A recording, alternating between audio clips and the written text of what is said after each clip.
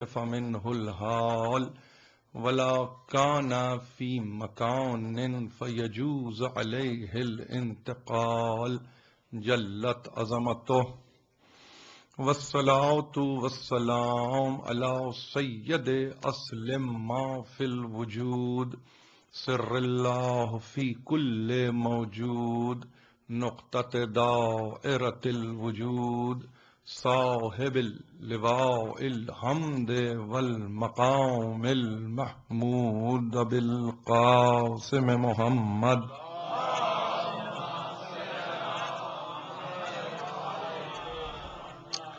وأهل بيته الطيبين الطاهرين المعصومين المظلومين الذين أذهب الله عنهم الرجس وطهرهم تطهيرا.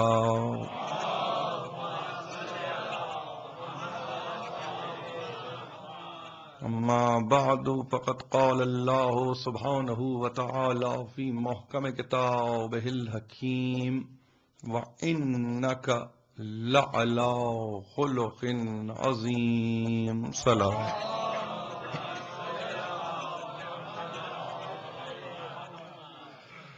عزیزان محترم، یہ سلسلے کی چوتھی تقریر ہے جو آپ کی سماعتوں کی نظر کی جا رہی ہے.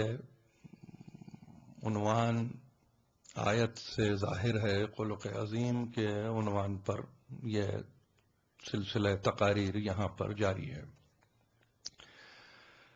جو کچھ بھی گزشتہ 3 دنوں میں کہا گیا، یقیناً جو ہمارے مستقل سننے والے جو مجھے سن رہے ہیں انہوں نے ایک انداز سے اسے محفوظ تو کیا ہوگا، مگر اس کے ساتھ ساتھ آغاز ہی میں ایک مرتبہ پھر اس بات کی میں تکرار کرنا چاہتا ہوں کہ اس عنوان پر نہیں معلوم کتنی طرح سے گفتگو کی گئی ہے اور کس کس انداز سے اس عنوان کو ٹریٹ کیا گیا ہے.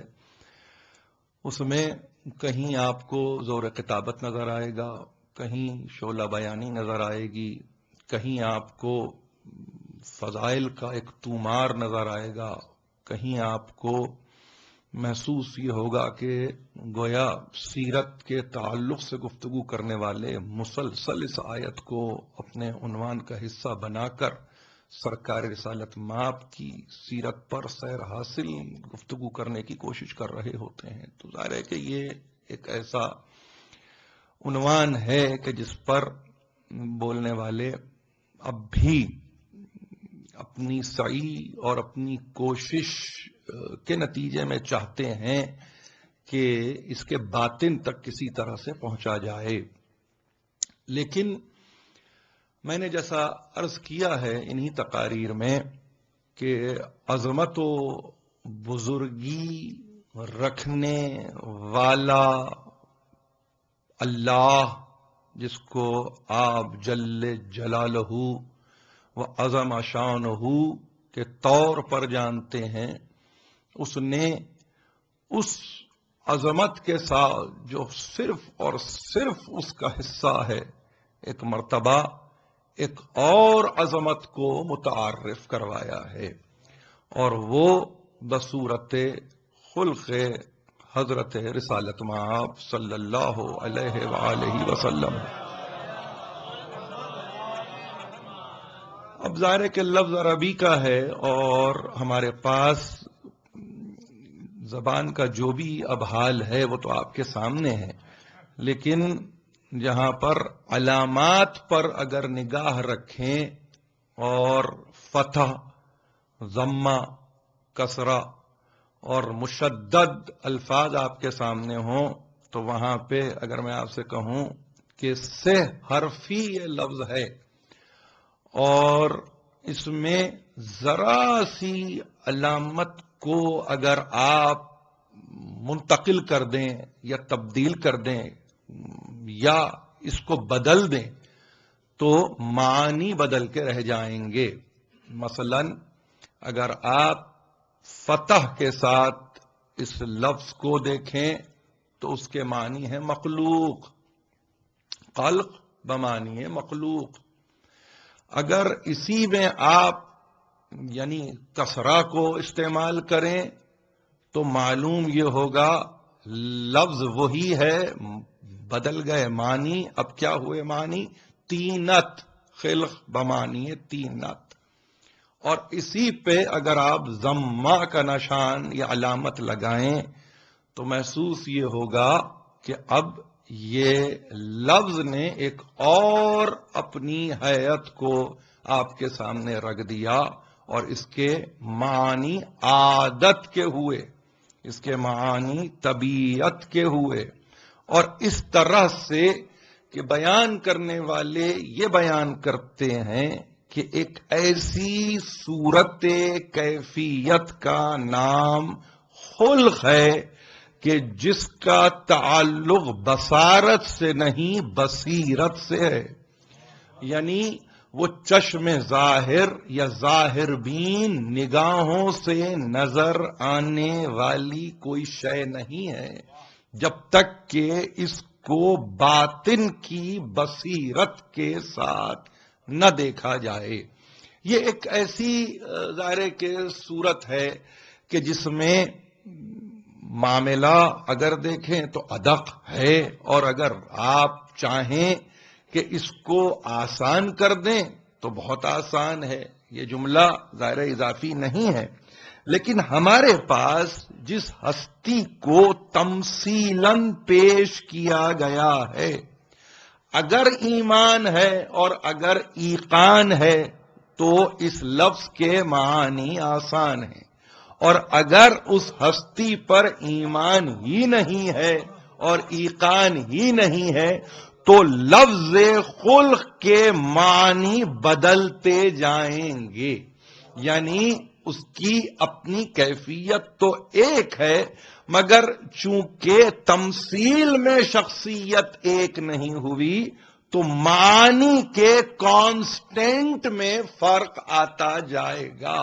یعنی جس شے کو آپ کہیں کہ یہ سچ ہے، تو اگر اس شے کو جسے آپ سچ کہہ رہے ہیں عالم امثال میں اس تمثیل کے تعلق سے جانیں کہ جو مکمل ہے، تو آپ محسوس کریں گے کہ تعریف بھی معین ہے۔ لیکن جہاں آپ نے شخص کو بدلا، شخصیت کو بدلا اور کہا سچائی صفت ہے، تو وہاں وہ لفظ سچائی اپنے مقام پر رہتے ہوئے، چونکہ عادت تبدیل ہو رہی ہے، مزاج بدل رہا ہے، لہذا جیسے جب جہاں کہیں مزاج بدلے گا ویسے لفظ کے معنی بدلتے جائیں گے۔ اب سچ کانسٹنٹ کے معنوں میں نہیں بلکہ متحرک کے معنوں میں آ جائے گا، اور جہاں متحرک ہوا سچ تو اس کا مطلب کبھی حسب موقع سچ، کبھی حسب مصلحت سچ، کبھی کسی خاص مناسب موقع پر سچ، کبھی کسی خاص نتیجے میں سچ۔ تو اب وہ سچ کانسٹنٹ نہیں ہے بلکہ وہ غیر فعال اس انداز سے کہ جہاں شخصیت بدلی معنی بدل کے رہ گئے۔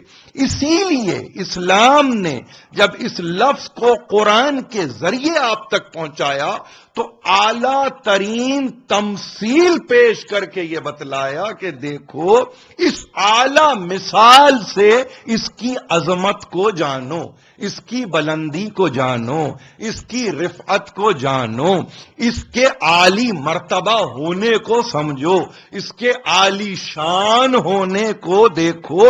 جب تک کہ تم نظر میں اس کو نہیں رکھو گے کہ جس کی صفات میں ایک صفت خلق ہے اور وہ بھی عظمت والی صفت ہے، تو لہذا سمجھ میں بات نہیں آئے گی۔ ہاں اس کے لیے آسان کیا اس امر کو یہ کہہ کر کہ دیکھو ہم جس کا تذکرہ کر رہے ہیں اس کے تذکرے کو ایک اور انداز سے سمجھنے کی کوشش کرو، اور اس کا تذکرہ کس انداز سے سمجھو؟ وَرَفَعْنَا لَكَ ذِكْرَكَ، ہم نے تیرے ہی لیے تیرے ذکر کو بلند کر دیا ہے۔ اس آیت کو، چھوٹی سی آیت ہے، سورہ انشراح ہے، آپ کے سامنے ہے، اور ظاہر ہے کہ اس کو اگر قرآن مجید میں آپ تلاش کریں گے 94 چیپٹر ہے یہ، قبل از 3 یہ آنے والا سورہ ہے۔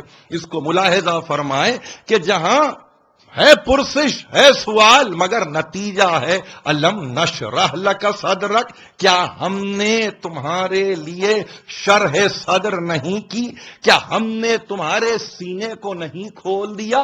کیا ہم نے تمہارے سینے کو کشادہ نہیں کیا؟ دنیا کسی اور سمت میں شرح صدر کو لے گئی، سینہ چاک کرنا، باقاعدگی سے سینے کے ایک آپریشن کا تذکرہ کر دیا، سرجیکل پروسیجر کو بتا دیا، اور یہ کہا کہ باقاعدہ کسی ایک پروسیجر سے گزرے جس کے نتیجے میں قلب کو نکالا گیا، سیاہ دھبے کو دھویا گیا، پھر اس کے بعد قلب کو رکھا گیا اور سینے کو دوبارہ سے ظاہر ہے کہ پیوست کر دیا، جوڑ دیا، اس کو دوبارہ سے سی دیا، جو جس کا طریقہ تھا اس نے ویسے بیان کرنے کی کوشش کی۔ مگر ہمارے پاس بڑی اہم اس پر کامنٹری اور بہت اہم اس پر حاشیہ فٹ نوٹ ہے آغائے مرزا مہدی پویا کا، کہ جہاں پہ شرح صدر کو انہوں نے کہا کہ ہم نے تمہیں حکمت سے مالا مال کر دیا ہو، ہم نے تمہیں بہترین خلق سے مالا مال کر دیا ہو، ہم نے تمہیں بہترین تعقل سے مالا مال کر دیا۔ یعنی شرح صدر کے معنی یہاں جو دنیا کی نگاہ میں تھے وہ نہیں، بلکہ شرح صدر کے معنی یہ رہے کہ ہم نے تمہیں حکمت میں پورا کر دیا، کامل کر دیا، اکمل کر دیا، کمال پر پہنچا دیا، اور اس کے بعد یہی نہیں بلکہ ایک بوجھ تھا جو تم پر تھا، ہم نے اس بوجھ کو تم سے علیحدہ کر دیا، جس کے نتیجے میں تمہاری پشت جھکی جا رہی تھی، جس کے نتیجے میں تمہاری کمر خم ہوئی جا رہی تھی، ہم نے اس بوجھ کو تم سے ہٹا دیا۔ وَرَفَعْنَا لَكَ ذِكْرَكَ، اور ہم نے تمہارے لیے ذکر کو، ہم نے، کسی اور نے نہیں، ہم نے، پیدا کرنے والا یہ کہہ رہا ہے کہ ہم نے رفعت دی۔ تو اب پیدا کرنے والے سے یہ سوال نہیں کیا جا سکتا کہ اس نے کتنی رفعت دی، کتنی بلندی دی، کس مرتبے تک پہنچایا۔ معلوم یہ ہوا اس کی عظمتوں پر نگاہ رکھنے والوں کے لیے یہ یقین کرنا لازم ہے کہ اب قاب قوسین بھی پست ہے، قاب قوسین بھی اب عرفہ منزل کا نام نہیں رہا، بلکہ وہ بھی مائل بپستی ہوا۔ ہم نے اتنا تیرے تذکرے کو بلند کر دیا۔ وَرَفَعْنَا لَكَ ذِكْرَكَ، یعنی جتنی اس کی قدرت ہے اتنی اس کے تذکرے کو ہم نے رفعت دی ہے۔ جہاں تک اس کی قدرت ہے وہاں تک اس کا تذکرہ ہے۔ یعنی اب اگر قدرت کا کوئی اندازہ لگا سکتا ہے تو رفعت کا اندازہ لگائے کہ وہ رفعت کہاں تک ہے، لیکن جہاں قدرتوں کا اندازہ ہی نہیں لگایا جا سکتا تو وہاں پہ رفعتوں کا بھی اندازہ نہیں لگایا جا سکتا۔ وَرَفَعْنَا لَكَ ذِكْرَكَ ایک ایسی آیت بن کے رہ گئی کہ جس کو فقط آپ کہیں قصیدہ ہی قصیدہ ہے، شان ہی شان ہے، اس میں انتہا کوئی نہیں، ہر آن ارتفاع ہی ارتفاع ہے، ہر آن بلندی ہی بلندی ہے۔ ایسے عظمت والے نے ایک دوسرے کو اس منزل پر لا کھڑا کیا جو اس کی مخلوق ہے، یقیناً اس کی مخلوق ہے، مگر مخلوقات میں اتنا بلند کر دیا کہ اس کے تذکرے کی رفعتوں کا اندازہ مخلوقات عالم نہیں لگا سکتے۔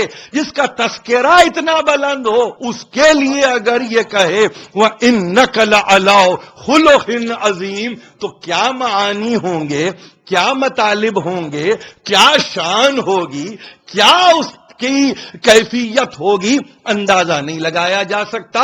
بحث برائے بحث بہت ممکن ہے، کی جا سکتی ہے. میں نے عموماً یہ دیکھا ہے کہ اس آیت کے ضمن میں 10 واقعات سنا دیے جاتے ہیں اور کہتے ہیں یہ خلق کی بات ہے، یہ خلق عظیم کے تعلق سے یہ واقعہ بھی سن لیجئے، یہ واقعہ بھی سن لیجئے، یہ واقعہ بھی سن لیجئے. خلق محل حوادث واقعات کا نام نہیں ہے، خلق احوال نفس کا نام ہے، خلق احوال نفس کا نام ہے. اور احوال نفس بھی تنہا نفس کا وہ حال نہیں جو بدلتا ہوا نفس ہو، بلکہ وہ جسے کانسٹنٹ میں نے کہا ہے آغاز میں، ایسا نفس کہ جو اپنے مقام پر ثابت ہو، ایسا نفس جو اپنے مقام پر قائم ہو، ایسا نفس کہ جس میں کوئی تغیر نہ ہو، جس میں کوئی تبدل نہ ہو. وہ نفس نباتیہ نہ ہو، وہ نفس نامیہ نہ ہو، وہ نفس ناطقہ نہ ہو،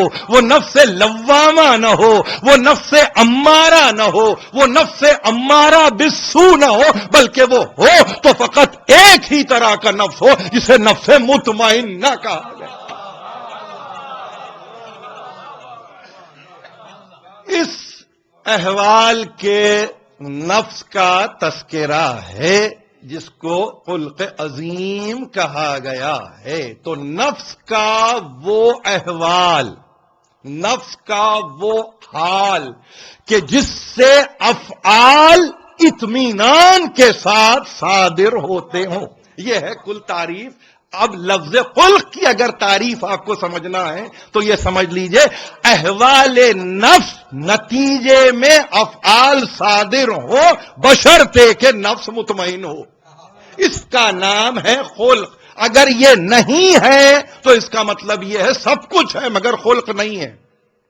یہ بڑی اہم بات ہے، اس کو ذرا سے سن لیجئے. یہ کوئی فلسفیانہ گتھی نہیں ہے جس کو کہ آپ سلجھا نہیں سکتے. یہ بڑے ہی اطمینان سے تذکرہ کر رہا ہوں. اور یہ نہ صرف یہ کہ لغت میں معنی یہ ہے، جتنے ہمارے فلاسفہ ہیں، جتنے ہمارے سوچنے والے ہیں، جتنے ہمارے تدبر کرنے والے ہیں، غور و فکر کرنے والے ہیں، تمام علماء کا یہ کلام واحد ہے کہ ایسا نفس کہ جس سے احوال افعال کی صورت میں سرزد ہوتے ہوں بشرطے کہ جو اطمینان والا ہو، صاحب وہ جو مطمئن ہو، غیر مطمئن نہیں، غیر مطمئن نہیں. تو اس کا مطلب کیا ہوا؟ اس کا مطلب ایسے کے تعلق سے گفتگو کرتے ہوئے اب جب علماء نے تفسیر کی تو کہا یہاں خلق کے معنی دین کے بھی ہیں، یہاں خلق کے معنی عمل بالقرآن کے بھی ہیں.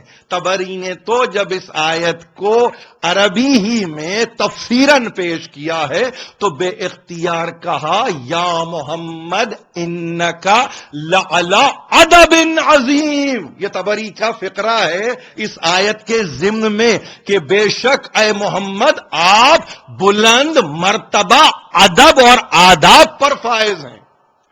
آپ کس طرح سے؟ کیوں؟ اس لیے کہ آپ قرآن پر عمل کرتے ہیں. اور قرآن پر عمل کرنے کا مطلب کیا ہوا؟ قرآن آتا ہے تو عمل نہیں کرتے آپ، بلکہ کیفیت کچھ یہ ہے اس کی کہ آپ عمل کر رہے ہیں، قرآن تفسیراً پیش کیا جا رہا ہے. یہ طبری ہے اور ظاہر ہے کہ ہمارے پاس بڑی اہم تفسیر ہے یہ، جس کو کہ مسلمانوں نے باقاعدگی سے یہ کہا ہے کہ دا موسٹ آتھینٹک ون، اس سے بہتر کوئی اور تفسیر نہیں ہے. تاریخ کو اٹھا کے دیکھیے طبری کی تو اس کو کہتے ہیں کہ آتھینٹک تاریخ ہے. اور تفسیر کے تعلق سے تو عامت المسلمین کے پاس یہ کہا ہی جاتا ہے کہ یہ وہ تفسیر ہے کہ جو انتہائی اہم تفاسیر میں سے ایک اہم تفسیر، بنیادی تفسیر ہے مسلمانوں کے لیے. تو وہاں یہ کہا گیا ادب عظیم ہے، یہ عمل بالقرآن کی منزل ہے، یہ دین کی کیفیت ہے. تو اس کا مطلب دین نتیجہ ہے عقائد کا. اب ذرا سا گفتگو کو ہم یہاں سے تھوڑا سا آگے بڑھائیں گے. میں نے عرض کیا کل کی تقریر میں کہ یہ آخری 2 تقریریں ہیں اور اس میں قطعاً آپ کا وقت نہیں لوں گا. 45-50 منٹ سے زیادہ کی تقریر نہیں ہے. آپ کے پاس دوسرا دن کام کا دن ہوتا ہے.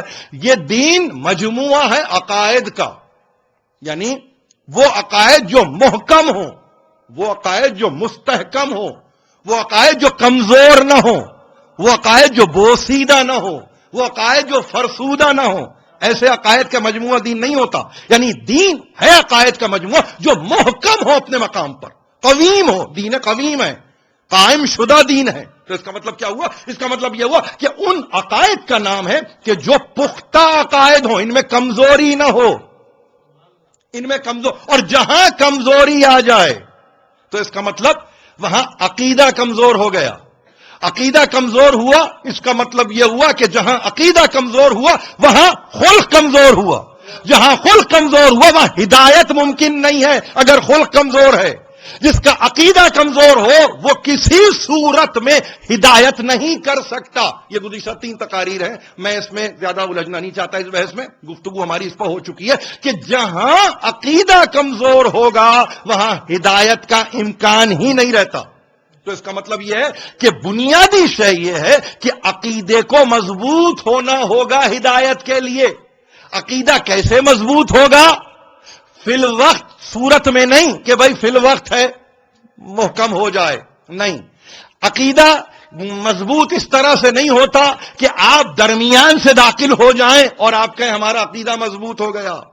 عقیدہ ایسے مضبوط نہیں ہوتا کہ آپ ایک عالم جہل میں رہیں اور ایک وقت آئے آپ پر کہ آپ کا دل منقلب ہو جائے, آپ کہیں کہ اب دل منقلب ہوا لہذا اب ہم ہدایت کے لیے آمادہ ہو گئے. نہیں, ایسے کے لیے ہدایت ہے ہی نہیں. یعنی خود اس کے لیے ہدایت ہوگی, وہ اب امت کی ہدایت کرنے کا اہل نہیں ہے. کیوں؟ اس لیے کہ بنیاد میں راسخ العقیدہ نہیں ہے. بنیاد میں عقیدہ محکم نہیں ہے, اصل میں عقیدہ محکم نہیں ہے, روز اول عقیدہ محکم نہیں ہے. عقیدے کو روز اولین سے محکم ہونا چاہیے اگر طبیعت میں ہدایت ہے. اگر ہدایت آپ یہ کہیں کسی صورت ممکن نہیں ہے تو یہ نہ سمجھیں کہ کچھ کی اور وجہ ہوگی. اس کی تنہا وجہ یہ ہے کہ خلق میں پورا نہیں ہے, خلق میں پورا نہیں ہے, یعنی عقیدے میں کمزور ہے, یعنی درمیان سفر سے آیا ہے, یہ کہیں بیچ سے آیا ہے, اس کاروان میں شروع سے نہیں ہے. اور جہاں شروع سے نہیں ہے تو اس کا کیا مطلب ہوا؟ اس کا مطلب یہ ہوا کہ وہ اس کا اہل نہیں ہے. تو اب ایک ہی صورت ہے ہدایت کی اور وہ یہی بنتی ہے کہ عقیدہ اتنا مضبوط ہو کہ وہ عادت کے طور پہ ظاہر ہو جائے. اگر عقیدہ عادت نہ بنے تو وہ عقیدہ ہے عقیدہ مگر ہدایت کے لیے محکم نہیں ہے. یہ ایک ایسا مسئلہ ہے کہ جس کو ہمارے سننے والے یقیناً کسی نہ کسی اور انداز سے سنتے ہوں گے, مگر میرے لیے ظاہر کہ ایک موقع ہے کہ میں اس کو اپنے انداز سے پیش کر رہا ہوں. اس کو ذرا سا اور سمجھ لیجئے, یعنی اس مسئلے کو اس انداز سے سمجھ لیجئے کہ عقیدے میں پائیداری شرط ہے. آپ کہیں گے بے شک عقیدہ پائیدار ہونا چاہیے. کب سے؟ اگر یہ سوال پیدا ہو کب سے پائیدار ہو, اچھا آپ یہ کہیں توفیقات کا نتیجہ تھا, درمیانے سفر سے پائیدار ہوا. انکار نہیں ہے میرا, میں یہ نہیں کہتا کہ ممکن نہیں ہے, بالکل ہے, لیکن درمیانے سفر سے داخل ہونے والا میر کاروان کبھی نہیں ہوتا. آپ یہ نہیں کہہ سکتے کہ درمیان سے داخل ہوا میر کاروان ہو گیا. یعنی قافلہ سالار کس کو کہتے ہیں, میر کاروان کس کو کہتے ہیں؟ اردو ادب میں اگر آپ سے اس اصطلاح کو ڈسکس کیا جائے اور آپ سے پوچھا جائے کہ بتائیے قافلہ سالار ہوتا کون ہے, کاروان کو لیڈ کرنے والا ہوتا کون ہے, قائد کہتے کسے ہیں, لیڈر کہتے کسے ہیں, مینٹور کہتے کسے ہیں, تو آپ کہیں گے وہ جو اول سے رہا ہو. اس کی دوسری تعریف نہیں ہے. آپ کے پاس کسی استثنائی صورت میں بھی دوسری تعریف نہیں ہے. آپ ایکسپشن بھی قائم کر کے کوئی رول کو پروف نہیں کر سکتے. آپ یہ نہیں کہہ سکتے کہ ایک اس میں ایکسپشن یہ ہے, نہیں ہے ہی نہیں اس میں کوئی ایکسپشن. اس میں نہ ایکسپشن ہے نہ کوئی ایگزیمپٹ ہے, نہ ایکسپشن ہے نہ ایگزیمپشن ہے. انگریزی کے دونوں ہی لفظ ہیں. ہم نہ کسی کو بچائیں گے کہ یہ بچ گیا تو یہ داخل ہو جائے, نہیں, اور نہ ہی کوئی استثنائی صورت ہے اس کے اندر, بالکل نہیں. اس کا مطلب یہ ہوا کہ اب جس کو ہدایت کرنا ہے اور وہ چاہتا ہے کہ ہدایت کرے تو یقیناً پہلے دن سے اس کو اس قافلے میں موجود رہنا ہوگا. کب؟ کچھ لوگوں کے آنے کے بعد نہیں. وہ مینار ہدایت ہوتا ہے. وہ مینار ہدایت ہوتا ہے. اور جو مینار ہدایت ہوتا ہے وہ اپنے مقام پر ہوتا ہے. آنے والے اس کی روشنی کو دیکھ کر آتے ہیں. اس کا مطلب اس کو اپنے مقام پر قائم رہنا ہوگا. اور جو اپنے مقام پر قائم رہتا ہے اس کو آپ کہتے ہیں یہ ہادی ہے, یہ رہبر ہے, یہ قائد ہے, یہ لیڈر ہے. جو اپنے مقام پر قائم نہیں ہوتا اس کو آپ سب کچھ کہتے ہیں مگر قائد نہیں کہتے, لیڈر نہیں کہتے, راہبر نہیں کہتے. یہ اطمینان کر لے کہ ہم اس کو راہزن بھی نہیں کہتے. یہ ہم کہہ رہے ہیں, اس اطمینان کو بھی ذہن نشین کر لیں. ہمارا رخ گفتگو کا کسی کی طرف نہیں ہے کہ ہم یہ کسی کے لیے کہہ رہے نہیں, ہم یہ کہہ رہے ہیں وہ راہبر نہیں ہو سکتا. وہ راہ چلنے والا تو ضرور ہو سکتا ہے مگر راہبر نہیں ہوتا. اب اگر یہ صورت ہے تو اس کا مطلب بنیاد میں عقائد مضبوط ہونے چاہیے, اور عقائد کی مضبوطی بصورت عادت ہو, بصورت طبیعت ہو. ذرا سا مشکل لگا ہوگا ہمارے خاص طور پہ ذرا سا نوجوان لوگوں کے لیے. بصورت یعنی توحید, اب میں براہ راست گفتگو کروں, توحید عادت ہو. توحید اگر عادت نہیں ہے تو وہ عقیدہ کمزور کہلائے گا.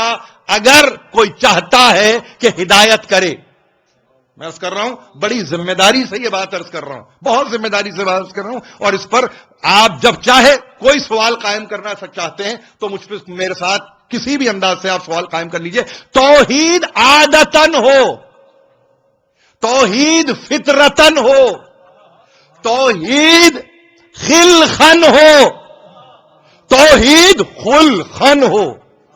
یہ کمال ہے. اس پورے مسئلے کی انتہا یہ ہے کہ جہاں عقیدہ اتنا مضبوط ہوگا کہ عادت ہو جائے تو اس کا مطلب کیا ہوا؟ وہ توحید. اب نتیجے میں, اس توحید کے نتیجے میں اب اگر کوئی کہے امین تو وہ امانت دار عادتن ہو, مجبورن نہ ہو. آپ کہیں صادق, عادتن صادق ہو, مجبوری کے نتیجے میں صادق نہ ہو. آپ کہیں خوش خلقی میں مسکرانا عادتن ہو, واردات کے نتیجے میں نہیں, عادتن مسکراہٹ ہو. اب دیکھیے یہ میں نے نہیں معلوم کیوں اس صفت کا تذکرہ کیا مگر اس کے ساتھ قبلہ گاہی کا ایک شعر فوری طور پہ ذہن میں آ گیا. اور ظاہر ہے کہ غزل ہے. اب غزل میں جو بھی احتیاط انسان برتتا ہے, جیسے بھی برتتا ہے, مگر سمجھنے کی ضرورت ہے. یعنی اگر اس کا مطلع, ہمارے سننے والے یہاں تشریف فرما ہے, اس کے مطلع کو ذہن میں رکھ لیں کہ آپ کھائیں قسم زمانے کی, ہے یہ سرخی میرے فسانے کی, زندگی کی بہار لے کے گئی, ہائے وہ شام آشیانے کی. کیا ڈرائے گا ان کو تیر قضا جن کو عادت ہے مسکرانے کی.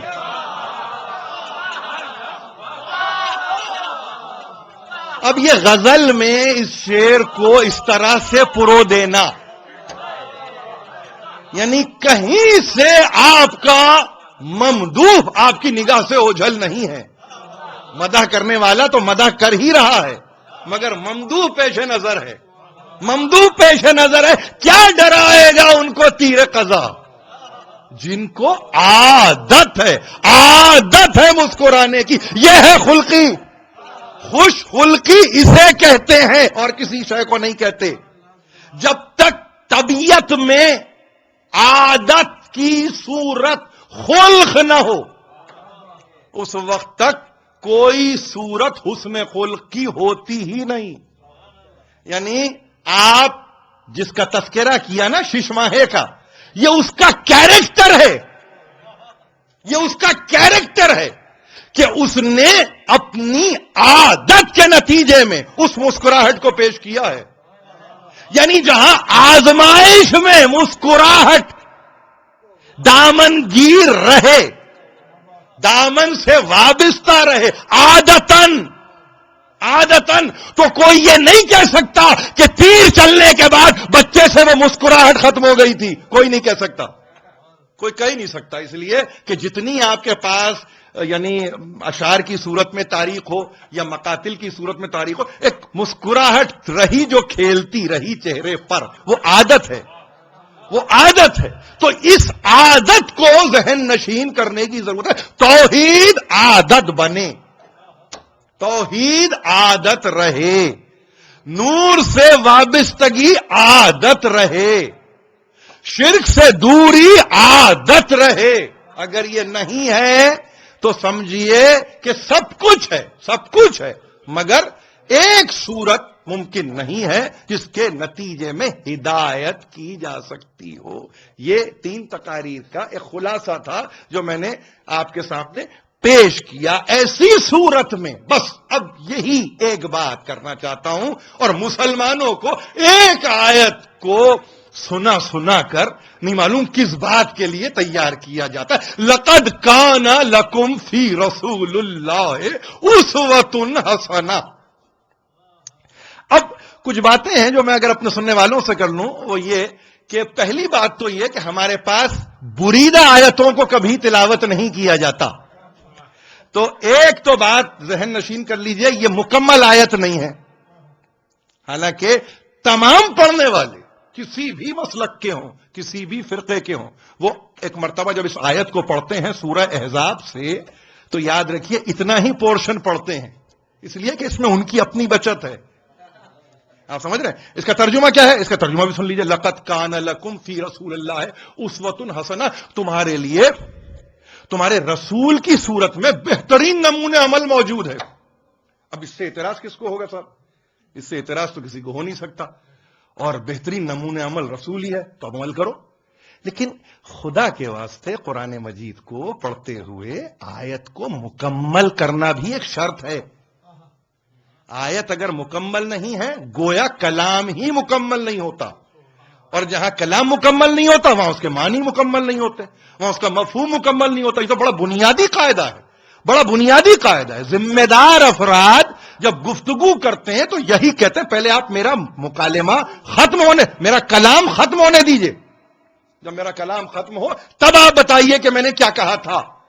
وہ کلام خالق ہے، کلام جو کلام کا خالق ہے وہ کہہ رہا ہے. یقیناً اس نے کہا لقد کان لکم فی رسول اللہ اسوۃ حسنہ. کل میں نے آپ کی یعنی توجہ دلائی تھی کہ کچھ آیتیں ایسی ہیں جو زبان زد عام ہیں. وما ارسلناک الا رحمۃ للعالمین وانک لعلی خلق عظیم. اور اس کے بعد فضیلتیں شان رسالت، شان محمدی، نہیں معلوم کیا کچھ بیان کیا گیا. اسی کی ایک آیت یہ ہے کہ اس میں کہہ دیا کہ تمہارے لیے بہترین نمونہ عمل ہم نے رسول کی صورت میں رکھ چھوڑا ہے. لیکن قرآن مجید کبھی اس طرح کی مبہم گفتگو نہیں کرتا. اس کی وجہ یہ ہے کہ کچھ شرائط کے ساتھ گفتگو ہوتی ہے. اگر وہ شرائط ہی پورے نہ ہو تو رسول مگر تمہارے لیے بہترین نمونہ عمل ہو ہی نہیں سکتا. ہو رسول مگر تمہارے لیے بہترین نمونہ عمل نہیں ہو سکتا. اور عجیب بات، جو تکلیف دہ بات ہے کہ چلیے جہاں تک میں نے اس آیت کو پڑھا اور جہاں تک مسلمان پڑھتے ہیں وہاں کوئی رموز اوقاف میں سے کوئی رمز آ جاتا کہ آپ کہیں تائے مطلق موجود ہے، آپ کہیں کہ وقف جائز کی ایک علامت جیم کی صورت میں موجود ہے، تو چلیے سمجھ بات آتی ہے کہ ہاں توقف اختیار کرنے کے لیے کہا ہے، رکنے کے لیے کہا ہے، تو یہاں رک جائیں اور اس کے بعد اس کا ترجمہ کر لیں. نہ رکنے کے لیے کہا نہ روکا گیا، خود مسلمان رک گیا، خود بخود رک گیا. نہیں معلوم کیوں تھم گیا یہاں پہ. شاید کچھ ایسی آسانی تھی یہاں تک کہ جس میں ظاہر ہے کہ کوئی پرسش نہیں تھی. لیکن اگر اس آیت کو مکمل پڑھا جاتا تو یقین جانیے کہ کچھ چہرے نظر آتے، اور جب چہرے نظر آتے تو حق اور باطل پہچانا جاتا کہ حق کون ہے اور باطل کون ہے. لقد کان لکم فی رسول اللہ اسوۃ حسنۃ لمن کان یرجو اللہ والیوم الآخر وذکر اللہ کثیرا. یہ آیت یہاں ختم ہوئی. اب اس کے معنی آپ اگر سنیں گے تو اور حیرانی آپ کو ہوگی. اللہ نے تمہارے لیے رسول کی صورت میں بہترین نمونہ عمل قرار دیا ہے، مگر اس کے لیے جو اللہ سے امید باندھے، مگر اس کے لیے جو روز آخرت سے امید وابستہ رکھے، اس کے لیے جو کثرت سے اللہ کا ذکر کرتا ہو۔ اب کہاں کے معنی کہاں بدل گئے آپ بتائیے مجھے؟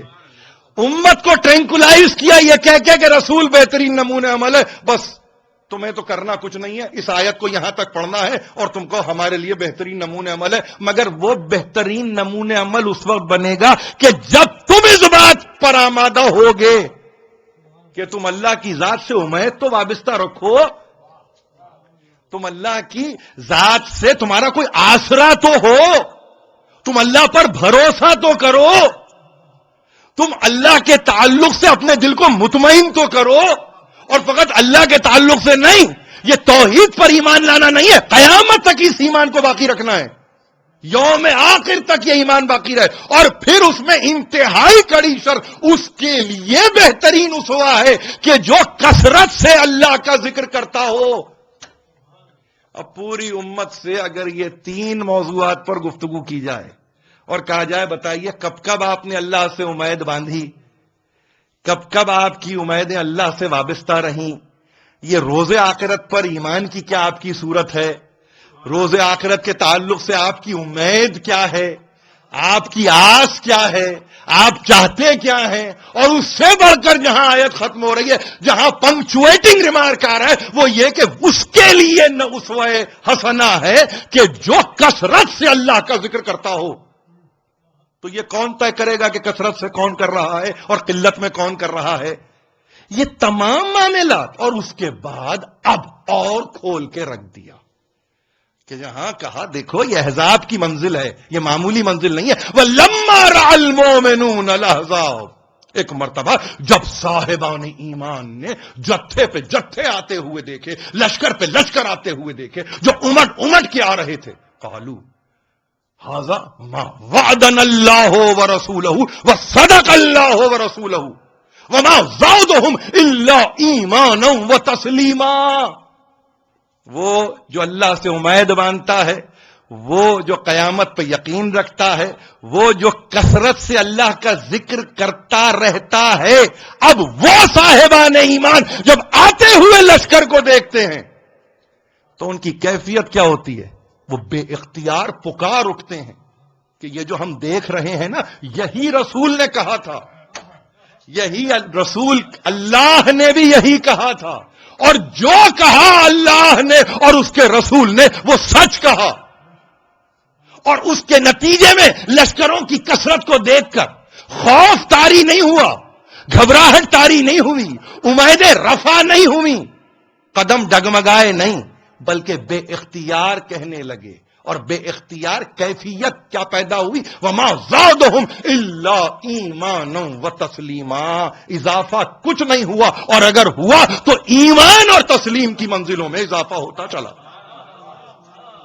اب بتائیے کس کے لیے اسوہ حسنہ ہے رسول کی زندگی؟ وہ کہ جو بے عمل ہیں یا وہ جو باعمل ہیں؟ یہی تو گفتگو ہے، یہی تو گفتگو ہے۔ آپ خلق عظیم کا تذکرہ کر رہے ہیں، یہ جانے بغیر کہ خلق عظیم دین عظیم ہے، اور دین عظیم کا حامل کوئی اور نہیں ہے، وہ صاحب خلق عظیم ہے، جو صاحب دین عظیم ہے، کوئی اور نہیں ہے۔ ایسوں کو پوری ایک تحریک کے نتیجے میں ٹرینکولائز کر کے رکھ دیا، سلا کے رکھ دیا، اور کہا کہ بس تم یہ کہتے رہو کہ تمہارے لیے اللہ کے رسول کا اسوہ کافی ہے، بہترین نمونہ عمل ہے۔ بہترین نمونہ عمل اس کے لیے ہے کہ جو اللہ کی ذات سے ہر آن رجوع کرے، اس کے لیے نمونہ عمل ہے کہ جو قیامت پر یقین رکھے، اس کے لیے نمونہ عمل ہے جو تذکرہ کرے اللہ کا کثرت کے ساتھ، اس میں کہیں بھی قلت نہ ہو، کمی نہ ہو، حالات مشکل ہو، تذکرہ پھر بھی رہے، آزمائش کی گھڑی ہو، تذکرہ پھر بھی رہے، تکلیف کا عالم ہو، تذکرہ پھر بھی رہے، سر کٹ رہے ہو، تذکرہ پھر بھی رہے۔ کس منزل کمال پر یہ تذکرہ جاتا ہے؟ فقط یہی نہیں، اپنے اعزا اور اقربا کو کٹتا ہوا دیکھا تو تذکرہ جاری رکھا، نہیں اپنا سر بھی کٹے تو یہ تذکرہ رہے. اس کے لیے کہا کہ رسول کا اسوہ حسنہ ہے. اس کے لیے کہا کہ وہ بہترین نمونہ عمل ہے انسان کے لیے. سر کٹ رہا ہے انسان کا تب بھی نمونہ عمل کون ہے؟ رسول کی ذات ہے. یہ معمولی مرتبہ نہیں ہے، یہ معمولی مقام نہیں ہے. اور ایسی صورت میں صرف اتنا کہوں آج کی تقریر کو یہاں ختم کرتے ہوئے کہ تنہا پوری کائنات میں کسی نے اس اسوے پہ عمل نہیں کیا جتنا کہ ایک گھرانے نے عمل کیا. اور اس گھرانے کے ایک شخص نے تو انتہا کر دی کہ جہاں سب گئے راہ خدا میں، سب دے دیا، مال بھی دیا، متاع بھی دے دی، اولاد بھی دے دی، ثمرات بھی دے دیے، اموال کا نقص بھی برداشت کر لیا. یہی نہیں بلکہ کیفیت یہ کہ 6 مہینے کے بچے کو بھی دے دیا. اور جاتے جاتے صرف یہ کہنا کہ دیکھو مشکل وقت آئے گا مگر زینب بد دعا نہ کرنا. دیکھیے خلق عظیم، صاحب خلق عظیم کی گود کا پالا ہوا یہ وصیت کر کے جا رہا ہے زینب بد دعا نہ کرنا، زینب بد دعا نہ کرنا. کہیں ایسا نہ ہو میرے جد کی امت کے میں کہیں بد دعا کہیں تم سے ہو جائے، نہیں بد دعا نہ کرنا. اور چلا گیا، جانے والا چلا گیا، قافلہ لٹ گیا. اور قافلہ ایسا لٹا کہ کربلا کے میدان میں قیام گاہ حسینی میں آگ لگا دی گئی. نہ صرف یہ کہ آگ لگا دی گئی، بچوں کو تماچے مارے گئے، بچوں کے دامن میں آگ لگائی گئی. اور ایک مرتبہ فقط یہی نہیں بلکہ گھرانے کے سامنے والی اور وارث کے لاشے کو پامال کیا گیا، لاشے پر گھوڑے دوڑائے گئے. بد دعا نہیں ہے، صبر علی الحق ہے. حق پر صبر ہے، حق پر شکر ہے، وہ صابرہ ہے، وہ شاکرہ ہے. کہاں تک صبر، کہاں تک شکر؟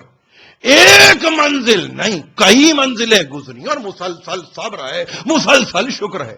اب جب ایک مرتبہ مدینہ رسول کو دیکھا تو بیان کرنے والے بیان کرتے ہیں کہ جذبات کا یہ عالم تھا کہ بشیر ابن جزلم کو طلب کیا اور ایک مرتبہ کہا بشیر سنانے والے ہماری بھی سنانی سنا دے، ہمارے بھی قصے کو سنا دے. جا ہمارے جد کے مدینے میں جا اور جا کے ہمارے احوال کو بیان کر.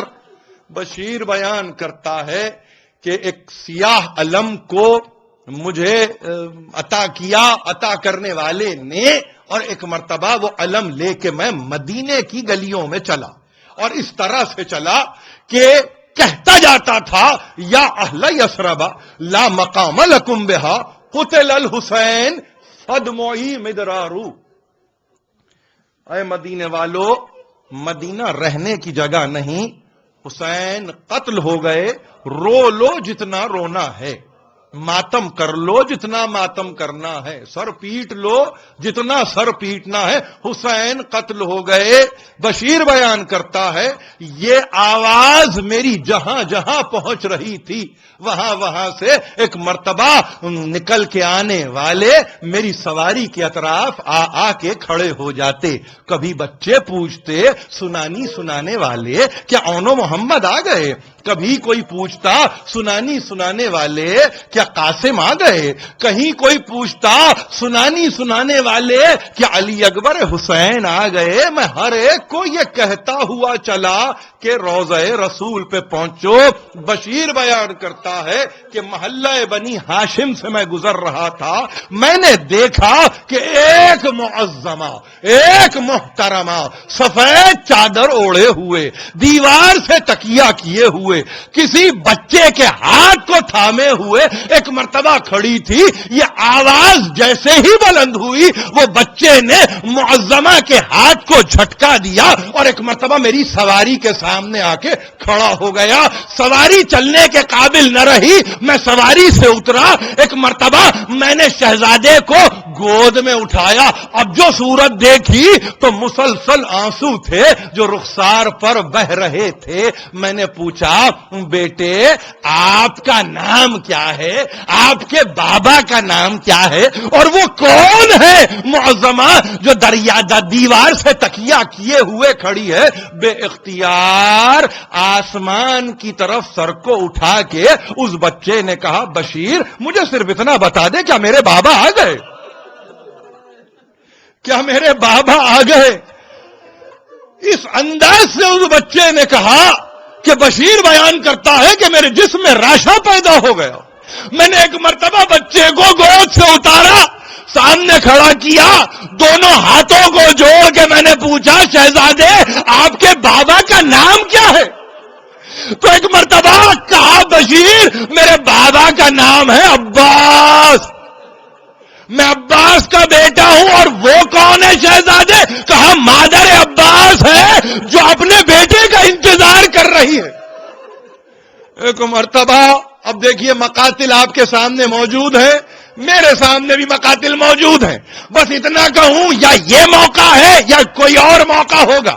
میری شہزادی ام البنین نے ہاں اتنی پرسش ضرور کی ہے کہ جب کہنے والے نے کہا حسین قتل ہو گئے تو ام البنین نے بس اتنا سوال کیا تھا پوچھنے والے سے کہو یہ تو سنو, یہ تو پوچھو اور یہ کہو کہ وہ بتلائے کہ حسین مارے گئے تو کیا عباس وہاں سے بھاگ گئے تھے.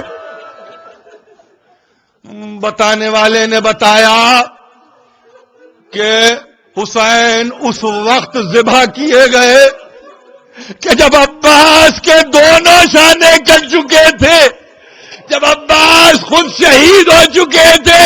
یہ خبر ام البنین کو پہنچی, ایک مرتبہ چادر کو سر پہ کھینچا, جنت البقیع کے قبرستان کی طرف گئی.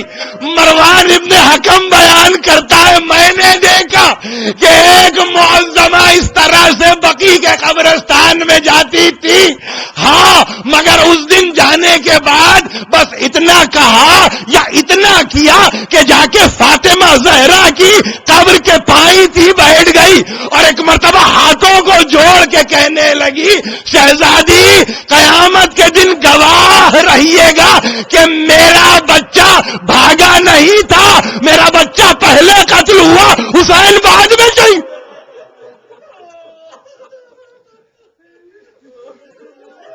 الہی و سیدی و مولایا و ربی, پروردگار اس قلیل توسل کو ہم سے قبول فرما. جو پریشان حال ہیں ان کی پریشانیوں کو دور کر, جو بیمار ہیں ان کو شفائے کامل عطا کر, جو بے روزگار ان کو روزی مہیا کر. پروردگار ہمیں کوئی غم نہ دے سوا غم آل محمد کے. تعجیل فرما, ظہور حجت فرما, ماتم حسین.